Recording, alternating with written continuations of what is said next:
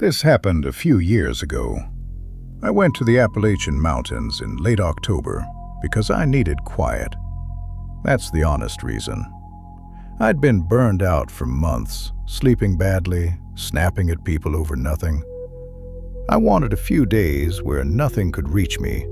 No notifications, no expectations.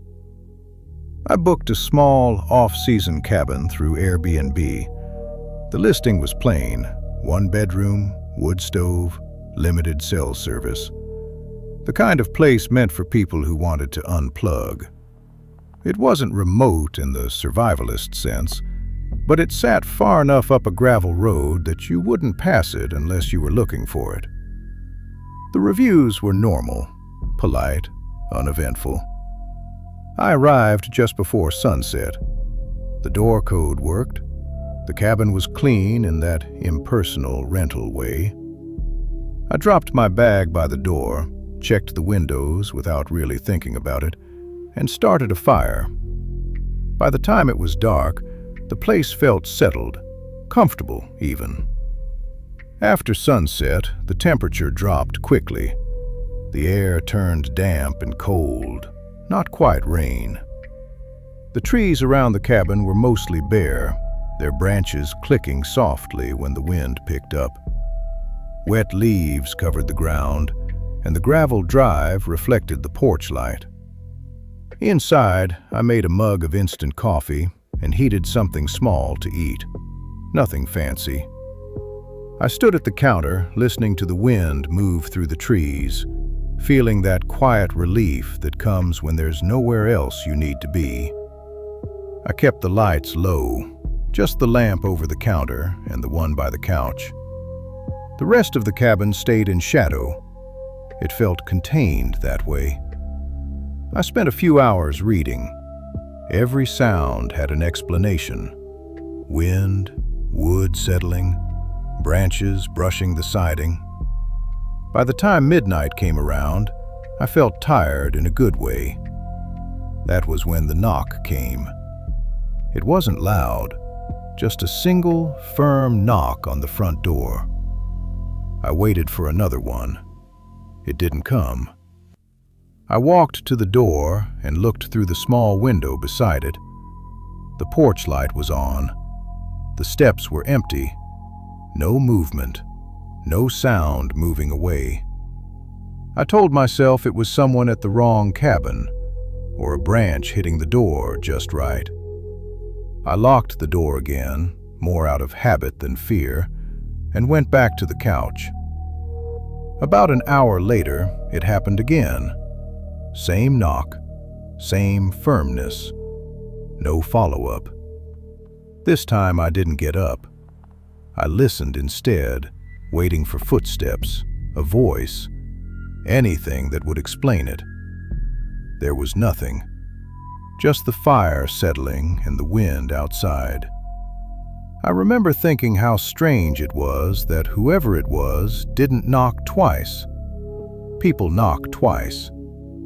Eventually, I went to bed. I didn't sleep well. That wasn't unusual for me. I drifted in and out, waking every so often and listening to the cabin. Wood popping, the stove cooling, wind in the trees. None of it felt wrong on its own. Still, I never really relaxed. Sometime around 3 in the morning, I heard the knock again. Just once. I stayed in bed, staring at the ceiling, listening as hard as I could. My heart was beating faster than I wanted it to. I waited for another knock, for footsteps, for a voice. Nothing came. I remember thinking that if someone actually needed something, they wouldn't stop after one knock. Whoever this was, didn't. Exhaustion eventually won. There's no clean moment where I fell asleep, just a blank stretch, and then light through the window. There were no more knocks after that. I woke up to gray morning light and the smell of cold ash from the fireplace. For a moment, I forgot where I was. Then the night came back all at once. The door was still locked. The windows were untouched.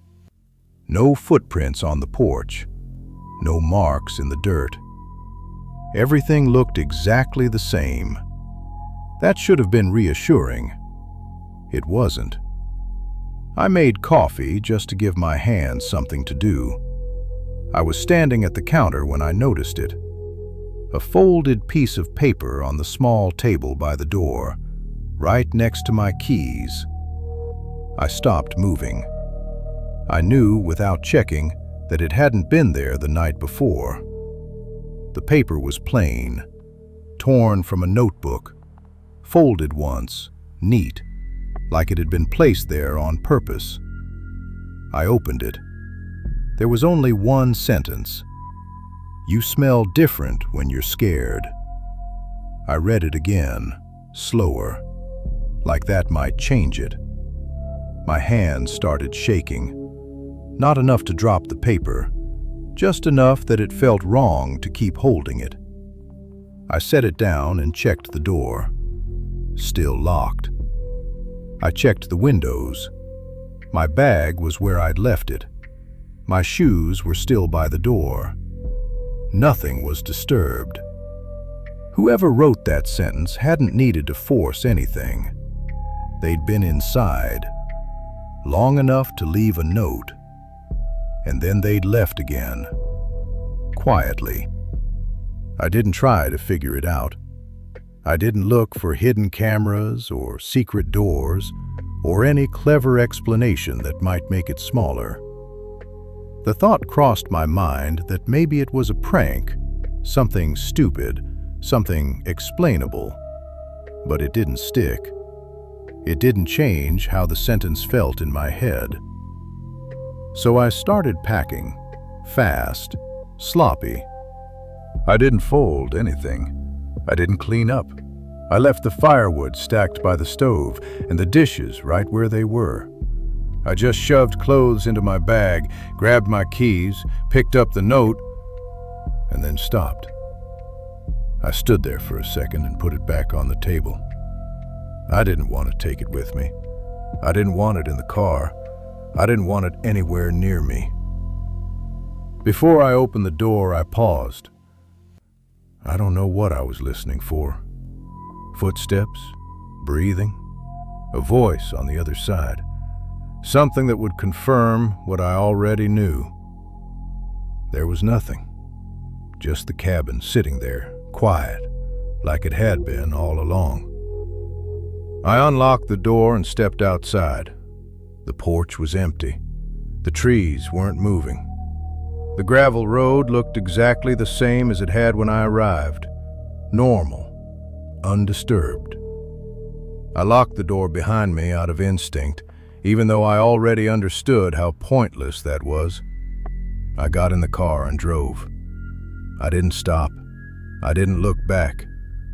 I stayed on the road until the cabin was well out of sight, and even then, I kept going. I didn't report it. I thought about messaging the owner through the Airbnb app more than once, but every time I tried to put the experience into words, it sounded wrong. Dramatic. Unstable. There was no damage, nothing missing.